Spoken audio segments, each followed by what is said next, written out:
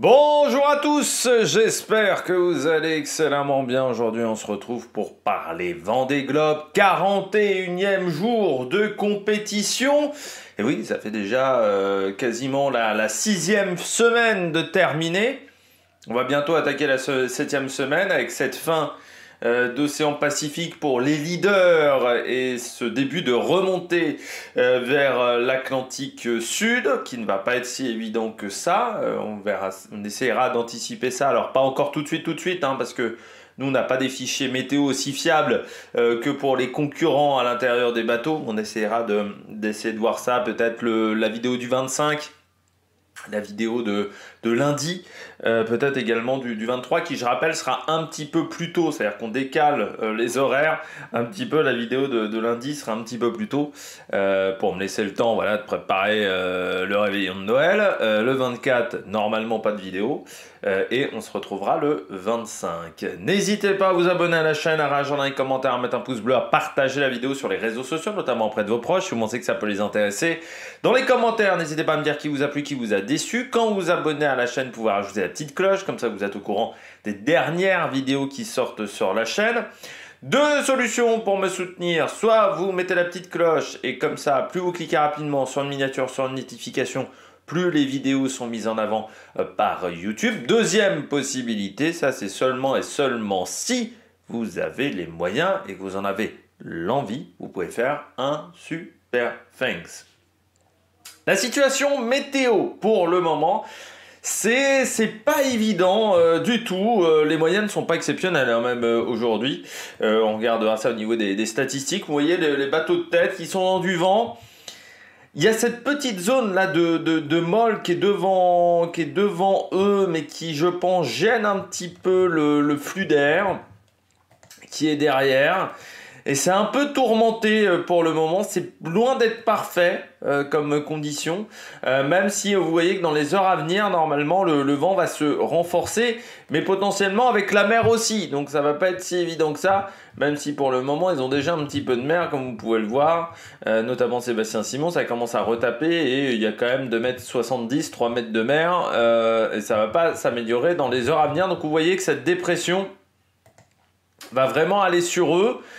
Je pense pas qu'elle les catapultera totalement vers le Cap Horn, mais ensuite la phase de transition sera assez courte, comme on peut le voir, mais sur la fin ça sera des conditions très toniques pour passer le Cap Horn, parce que vous voyez que le vent a tendance à être très fort quand même au niveau du Cap Horn. Là on est dans 70 jours, donc voilà, le vent reste quand même pas mal soutenu dans cette zone là, donc il faudra faire très attention de ne pas avoir la route bouclée et bloquée du côté du Cap Horn. Ça ne sera pas beaucoup mieux pour les concurrents de derrière, parce que vous voyez que cette dépression là, elle sera vraiment sur eux aussi, donc il faudra faire attention de ce côté là. Derrière, c'est pas simple non plus. Alors déjà parce qu'il fallait jouer avec la zone des glaces, hein. Vous voyez que la zone des glaces vers le point Nemo a été remontée il y a quelques jours de 60 000, donc c'était pas forcément évident à passer.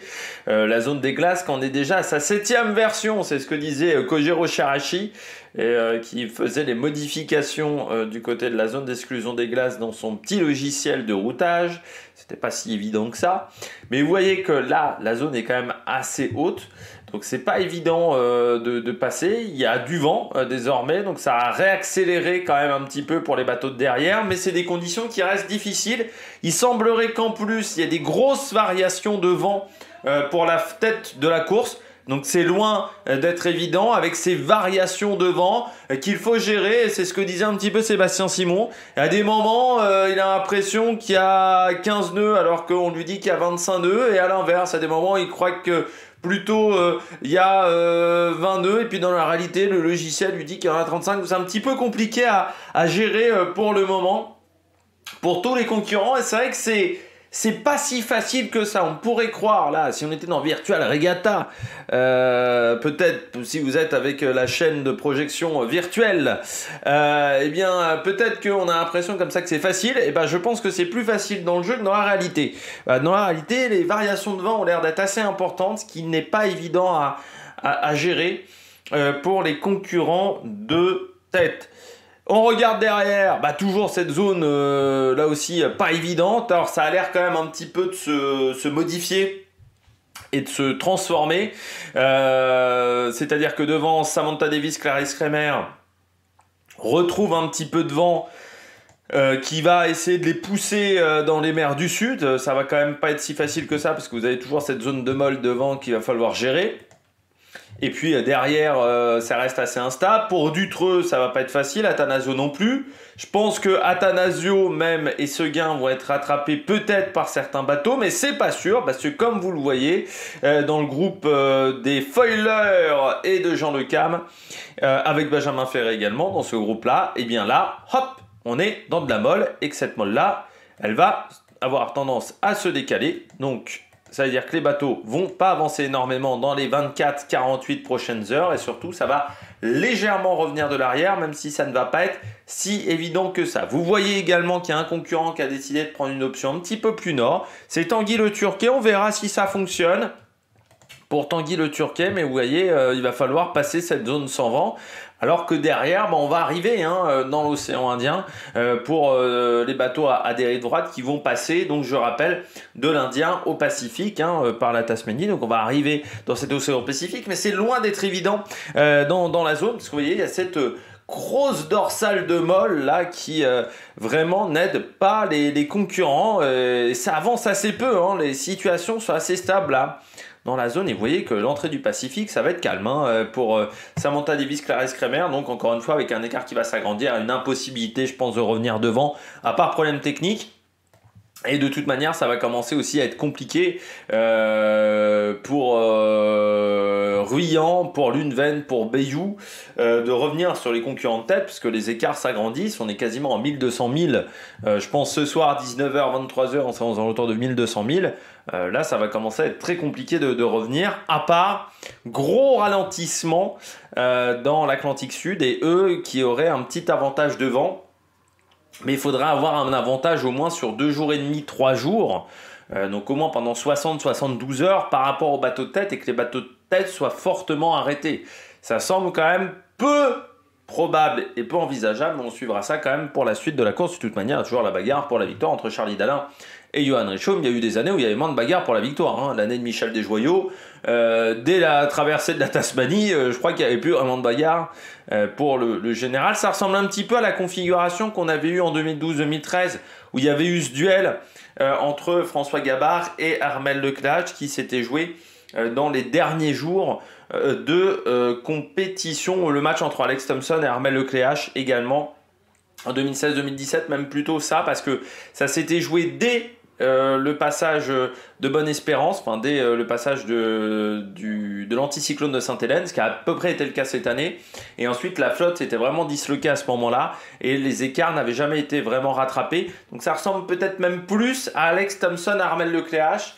Et on verra lequel sera bloqué, parce que Armel Lecléache avait eu une remontée de l'Atlantique Sud qui n'avait pas été évidente.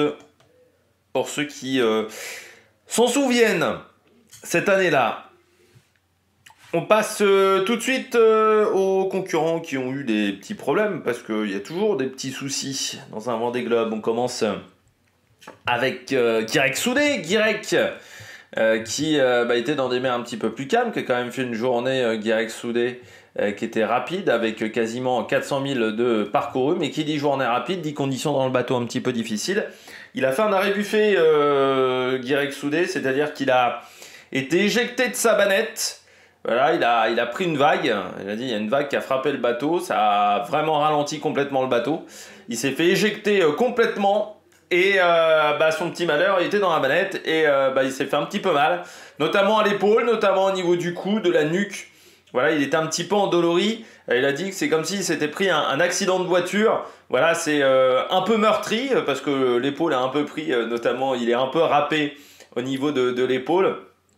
Un peu de courbature peut-être demain ou après-demain, mais ça reste, on va dire, assez négligeable dans l'affaire pour le moment. Mais il a fait un vol plané dans le bateau et c'est toujours très dangereux les vols planés dans le bateau parce qu'on a eu parfois des traumatismes crâniens, mais c'était plutôt avec les bateaux à foil que les bateaux à dérive droite. Mais Voilà, pas mal de difficultés pour Guirec Soudé. On continue avec Antoine Cornic. Deux mauvaises nouvelles pour Antoine Cornic. La première du côté d'Antoine Cornic, que je retrouve ici.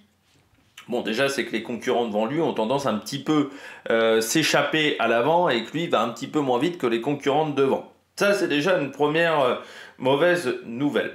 Deuxièmement, il a dû réparer des voiles parce qu'il avait des petits soucis de réparation, notamment le code 0. Voilà, qu'il a fallu réparer du côté d'Antoine Cornic. Donc une voile assez importante, assez polyvalente, la voile du code 0. Donc deux réparations, enfin une grosse réparation à faire sur ce code 0. Et puis surtout, il y a eu une information de la direction de course, du jury des commissaires, même précisément, qui a mis une pénalité à Antoine Cornic de 180 minutes, c'est-à-dire 3 heures, où il devra être à l'arrêt. Alors, il ne sera pas totalement à l'arrêt, en fait. Pour tout vous expliquer, il va devoir annoncer au jury des commissaires qu'il veut faire sa pénalité. Le jury des commissaires va lui indiquer une zone avec des sortes de bouées, mais des bouées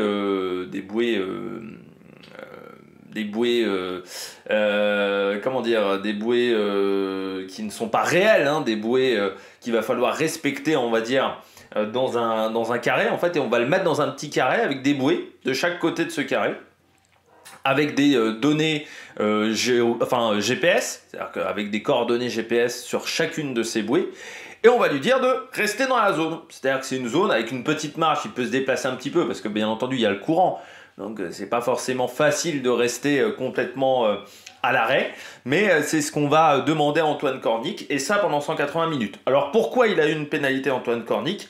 Vous vous souvenez de sa réparation du côté de l'île Saint-Paul, où il avait dû monter au mât, notamment pour réparer un chariot de grand voile. Eh bien, pour pouvoir être dans une zone stable, il a utilisé son ancre, ce qui n'est pas autorisé par le règlement, et surtout il a utilisé son moteur pour pouvoir se stabiliser. Là aussi, c'est interdit par le règlement. Je rappelle que les bateaux ont un moteur à l'intérieur, mais le moteur ne doit pas servir à la propulsion du bateau. Il ne doit servir qu'à recharger les batteries, et il est plombé, ce moteur. L'hélice du moteur, elle est plombée.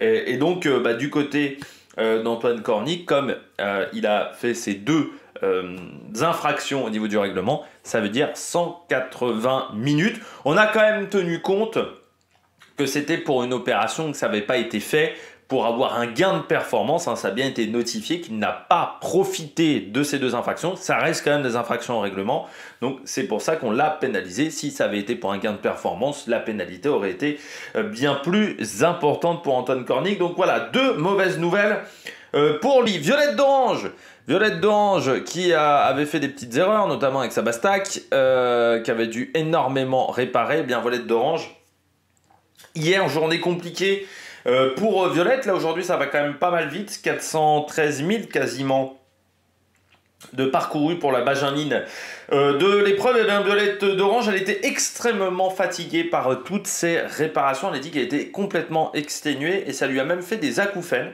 Alors, je peux le comprendre parce que moi ça me le fait aussi quand je suis très fatigué. Quand je suis vraiment, quand vous avez passé une grosse journée et que vous n'êtes pas très frais, moi ça me le fait d'avoir des acouphènes. Donc en plus d'être fatigué, c'est assez désagréable, hein, les acouphènes. Et donc voilà, beaucoup de fatigue, donc elle s'est reposée énormément pour récupérer, mais ça veut dire que quand même il y avait eu assez peu d'informations là-dessus, hein, du côté de Violette d'Orange, mais il y avait eu qu'une vacation audio, mais que cette bêtise lui a coûté quand même un petit peu de temps et lui a coûté énormément d'énergie, et ça c'est pas toujours l'idéal. On poursuit avec Damien Seguin. Damien Seguin qui est toujours dans la sortie de la molle, mais ça avance quand même pas très très vite pour Damien Seguin. Vous voyez seulement 175 000 de parcouru. Damien Seguin qui est un petit peu mélancolique, un petit peu déçu de sa première partie, on va dire, de Vendée Globe. Il aurait aimé être un petit peu plus devant. Déjà, il disait que il était en solitaire depuis le début de la course. Et c'est vrai que ça lui pesait un petit peu sur le moral, parce que ça fait depuis quand même longtemps qu'il est en solitaire. Parce qu'il a pu Louis Burton, qui a été pendant un moment, un petit moment avec lui. Il n'y a pas Isabelle Yoshke non plus, qui est très loin. Devant, Athanasio et Dutreux n'ont jamais été non plus très proches de lui. Donc déjà, ça c'est compliqué. Et puis, Il avait également... ouais, il n'avait pas trop le moral, voilà, Damien Seguin. Alors, il utilise, donc pour retrouver le moral, des lunettes de luminothérapie. Ça, c'est la première fois que je vois ça dans un bateau. Mais voilà, pour avoir le moral, il faut savoir que c'est vrai que le manque de soleil, et dans les mers du Sud, on voit pas beaucoup de soleil, ça pèse énormément pour le moral. Alors, ça pèse plus ou moins selon quand même les individus. Il y a des individus sur qui ça pèse moins, mais c'est vrai que ça pèse au niveau du moral. Et avoir un mauvais moral, ça veut dire que vous allez peut-être dormir plus, que vous allez peut-être moins vous dépasser physiquement. Et sur un Vendée Globe, il faut se dépasser pour aller vite. Donc, ce qui fait que ça peut être mauvais pour la performance. Et donc, il a des lunettes de luminothérapie. Et il disait également qu'il était en retard par rapport aux prévisions, par rapport au rythme qu'ils avaient envisagé. Donc, j'espère que du côté de Damien Seguin, on a des sacs de nourriture d'avance.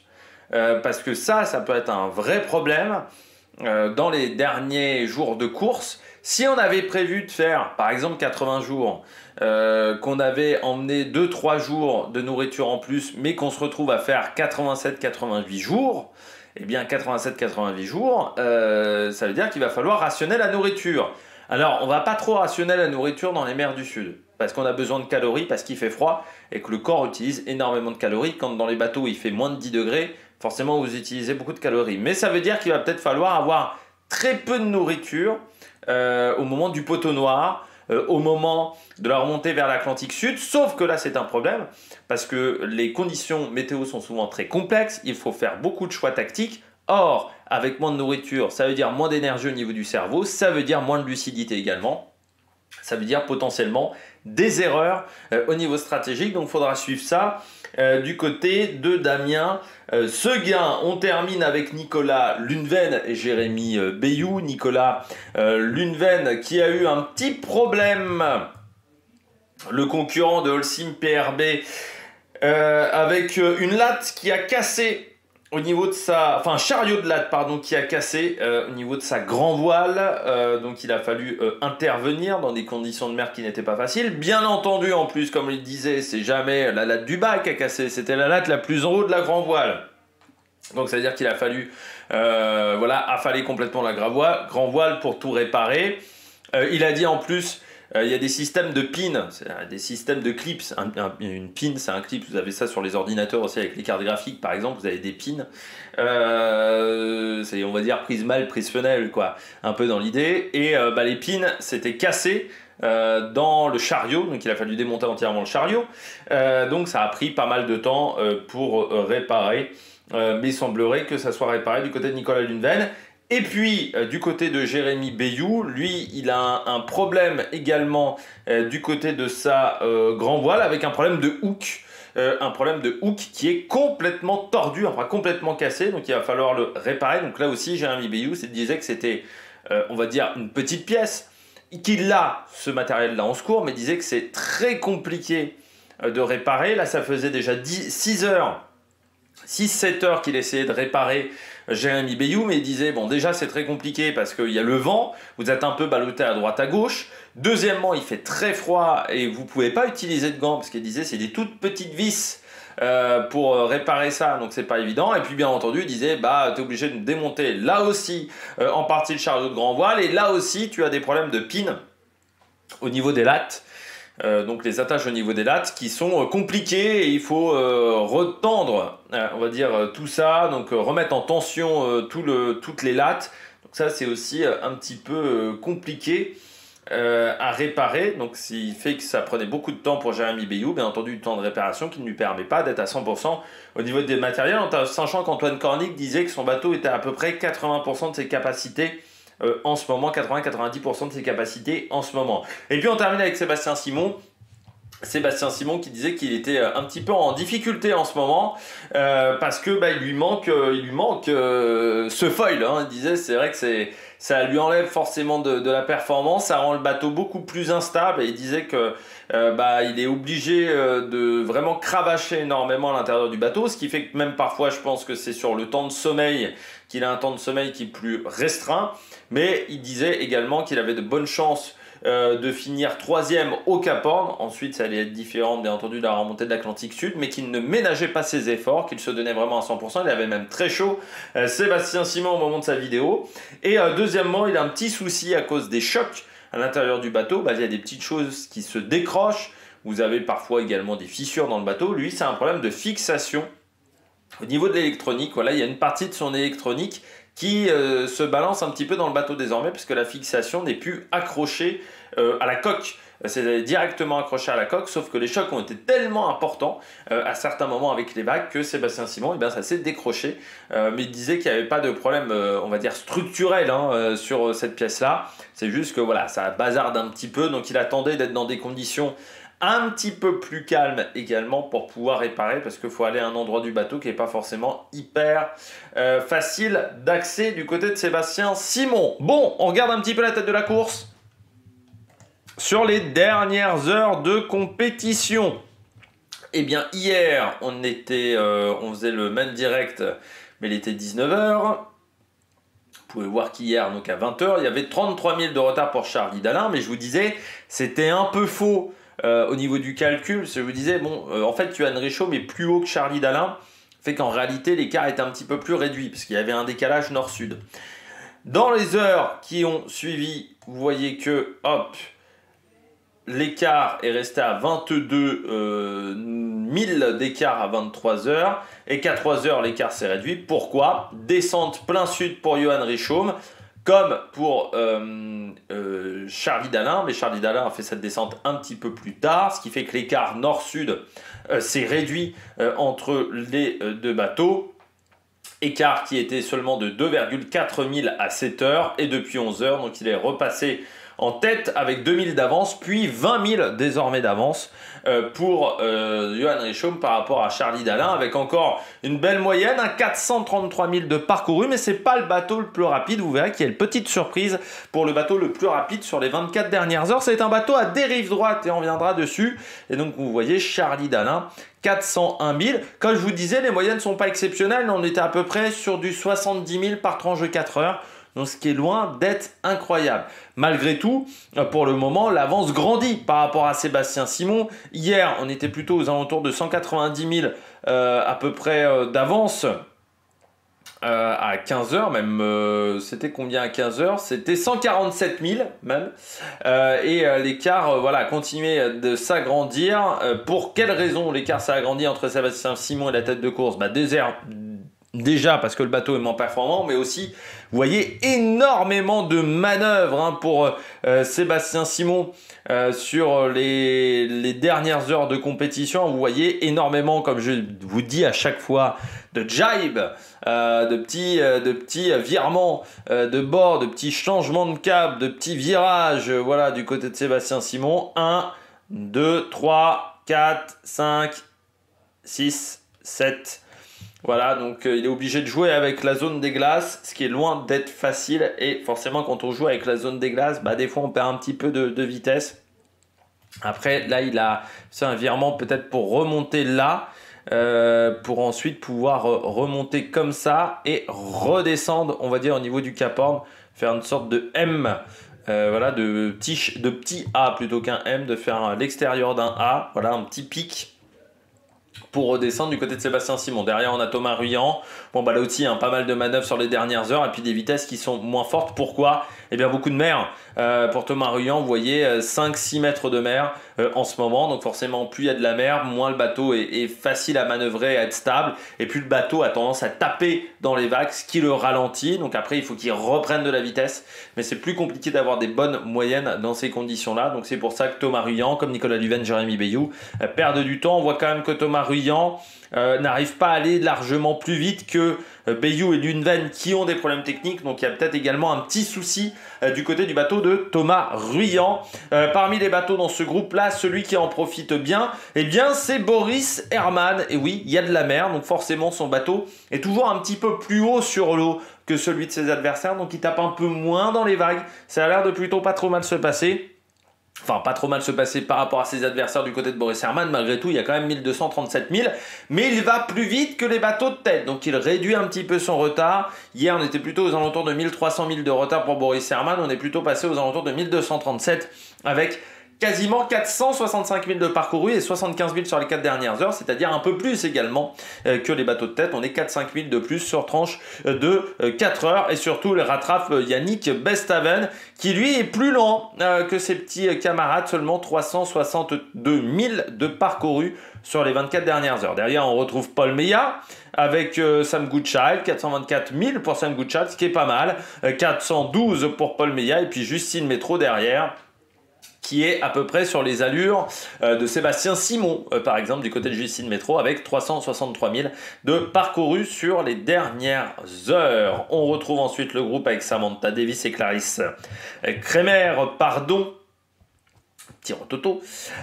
Du côté de Clarisse Kremer, on est sur du 283 000, donc c'est pas exceptionnel. 296 pour Samantha Davis, mais Samantha Davis est de nouveau dans vraiment beaucoup de molles. On reste quand même sur des moyennes qui sont pas exceptionnelles, mais encore une fois avec des conditions de vent compliqué, hein, vous allez voir sur les dernières heures, hein, il y a eu du vent qui n'était pas très fort. Alors déjà hier, on parlait de la fin de cette navigation au près. Bon, cette navigation au près s'est arrêtée, mais ça ne veut pas dire que le vent était bien plus rapide. Le vent reste extrêmement faible pour le moment, donc c'est pas évident du tout pour que ces bateaux avancent. Et puis on retrouve Benjamin Dutreux, lui aussi, hein, il est un peu dans ce même problème, même si l'écart désormais entre Benjamin Dutreux et Clarisse Kremer, c'est 300 000. Donc il a quand même largement réduit son retard par rapport aux deux femmes devant lui, Benjamin Dutreux, donc il pourrait peut-être gagner des positions, alors que Romain Attanasio, lui, voit tout le monde un petit peu s'envoler, seulement 207 000, 208 000 allez, de parcouru sur les 24 dernières heures, c'est quand même un peu plus que Damien Seguin. Seulement 175 000 malgré tout. L'écart ne s'est pas largement agrandi entre les deux car Romain Attanasio est largement éloigné de la route idéale, de la route la plus rapide qui serait de contourner au plus près cette zone d'exclusion arctique alors que Damien Seguin est plus proche de cette zone d'exclusion arctique, donc c'est un petit avantage. Derrière, vous voyez que les bateaux à dérive droite ont commencé à en parler hier qu'ils rentraient dans des zones difficiles avec des zones de molle. Et bien là, c'est vraiment la molle pour eux. Et pas la demi-molle, comme certains diraient dans les commentaires. Là, on est en plein dans la molle. Vous voyez, il y a à peine 5 nœuds. Et ça, c'est la moyenne. Hein. Donc, ça veut dire qu'il y a des moments où il doit y avoir 2 nœuds de vent. Ça n'avance pas. 158 000 pour Jean-Luc Ham. 136 000 seulement pour Isabelle Joschke. Enfin, 137. Donc, c'est vraiment très faible.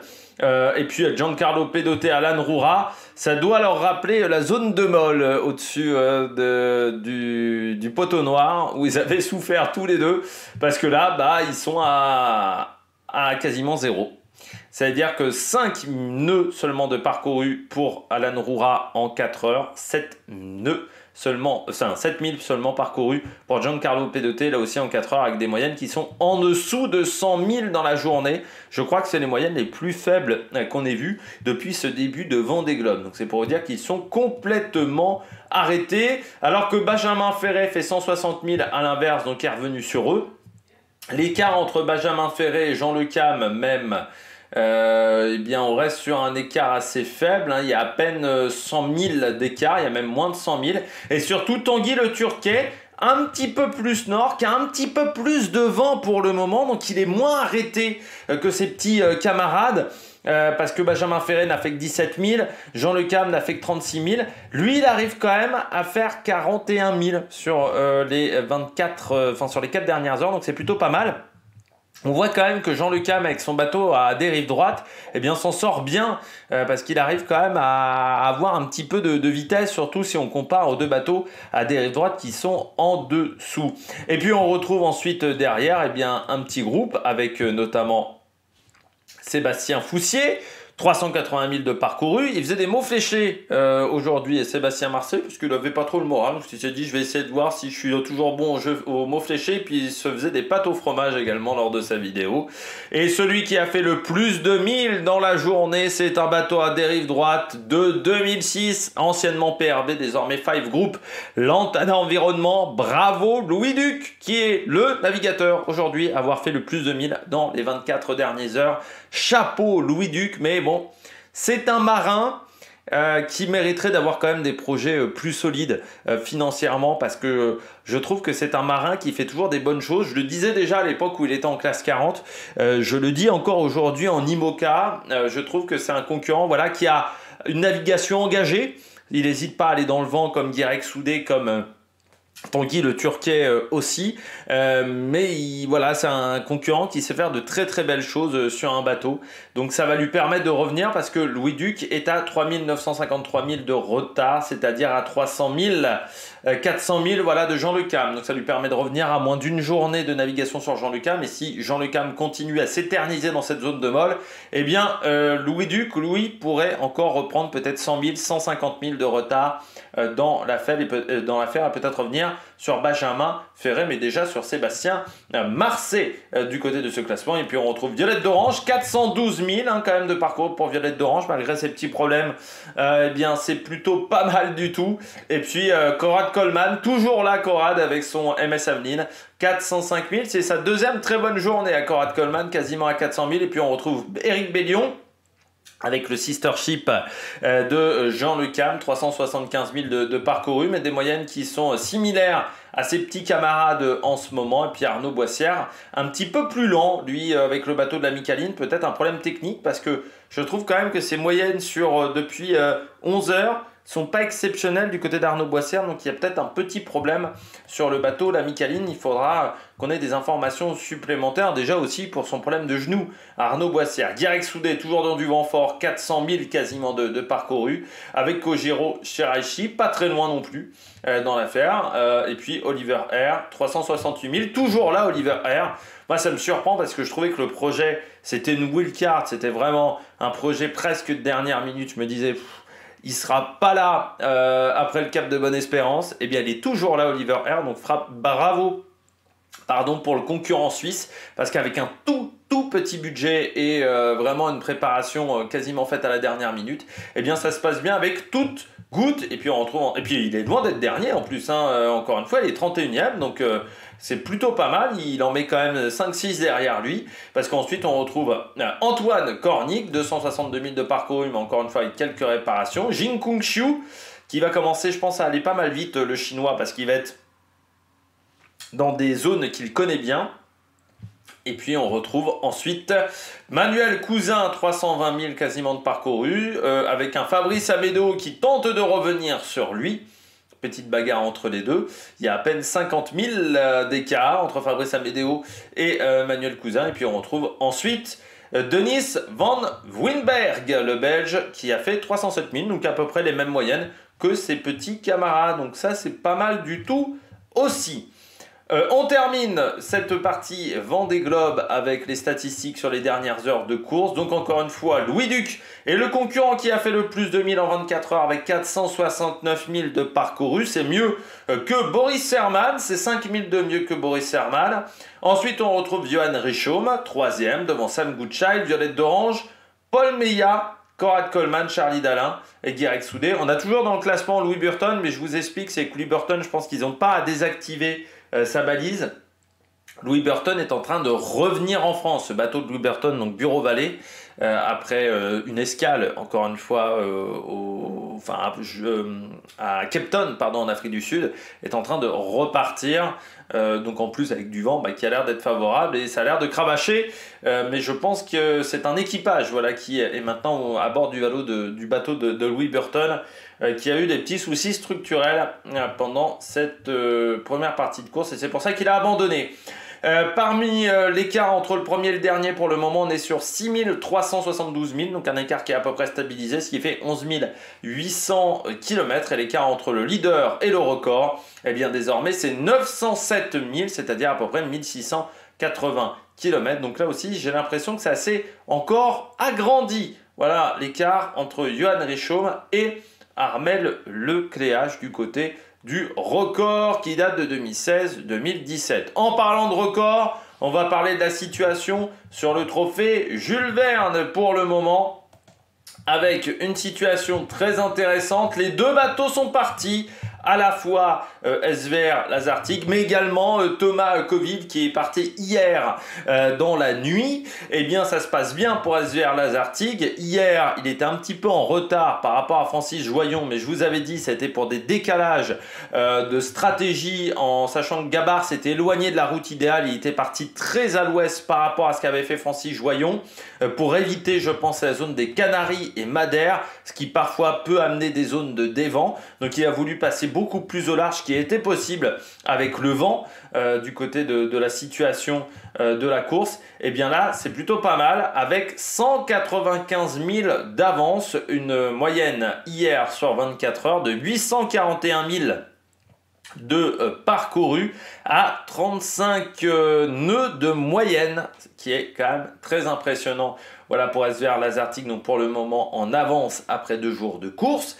Et Thomas Coville est parti également avec son équipage, vous le voyez, il est ici. Et Thomas Coville, quant à lui, a 55 000, quasiment 56 000 d'avance. On va peut-être même refaire un point, parce que des fois on a des points au classement toutes les 2 heures, je crois, chez eux.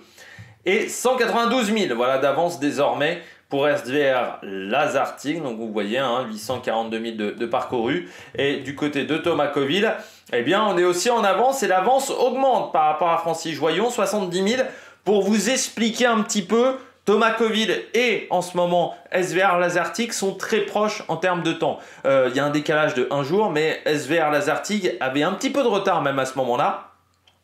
Sur Francis Joyon, enfin voilà, l'écart avait été un peu moins en pic et là ça se rapproche, voilà, du côté de Sodebo. Donc même si l'avance est moins forte pour Sodebo par rapport à SVR Lazartigue, je rappelle que Sodebo est un peu moins avancé dans son record que SVR Lazartigue. Il a fait moins de 1000 tout simplement, vu qu'il est parti un petit peu plus tard, donc ça se passe plutôt pas trop mal pour l'équipe de Thomas Coville, en sachant que la fenêtre météo est bonne. Je vous rappelle, dans les heures à venir, que ça soit Thomas Coville, vous voyez, il va avoir pas mal de vent. Lui aussi va pouvoir avoir la même trajectoire que SVR Lazartigue, et SVR Lazartigue ne va pas avoir vraiment de soucis au niveau des alizés qui vont continuer à pousser jusqu'à l'entrée dans le poteau noir. Je dirais dans 2 jours, 2 jours et demi le poteau noir pour SVR Lazartigue, ce qui fera un peu plus de 4 jours et demi, je pense, pour le passage au poteau noir, peut-être 5 jours pour l'équateur, voilà. Donc ça voudra dire qu'on est parti sur des sacrés niveaux de performance pour ces 2 bateaux. Et la situation, voilà, est plutôt favorable dans les heures à venir pour SVR. Si on garde jusqu'à demain, voilà, le vent va même se renforcer, donc ça c'est nickel.